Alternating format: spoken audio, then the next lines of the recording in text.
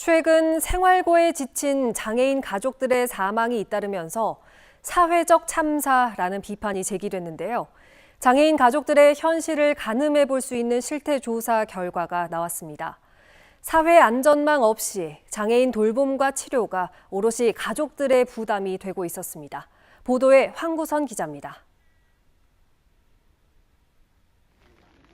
지난 5월 발달장애인 가정의 죽음은 사회적 참사임을 알리기 위해 전국적으로 열렸던 정부, 지자체 규탄 집회.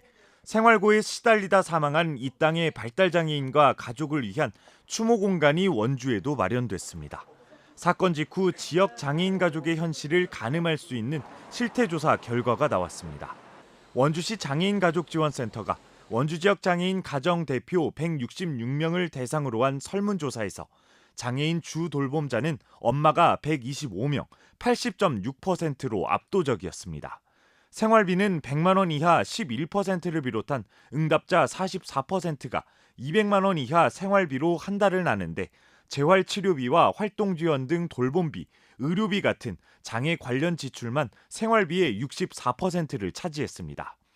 1년 동안 여행과 영화 관람 같은 여가문화 활동을 전혀 못했다는 응답은 30%, 여가 경험이 있어도 6번 이하가 74%였습니다.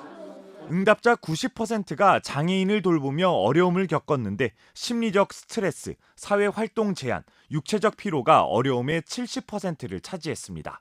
한마디로 정리하면 엄마를 비롯한 가족이 장애인 돌봄을 책임지며 재활치료 등으로 대부분 지출을 하고 있었고 바깥 활동도 제한받게 되면서 심리적 압박에 놓여 있었습니다.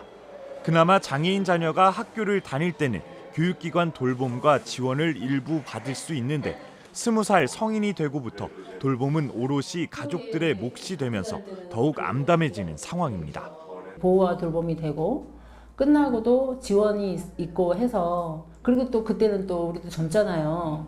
경제적으로도 신체적으로도 괜찮았는데 제가 경제적으로도 신체적으로도 안 좋은 때 이게 딱 끊기니까 그게 암담하죠. 조사를 실시한 원주시 장애인가족센터는 많은 것들 중에서도 성인 장애인 지원과 장애인 보호자를 위한 전문 상담 확대가 시급하다고 분석했습니다.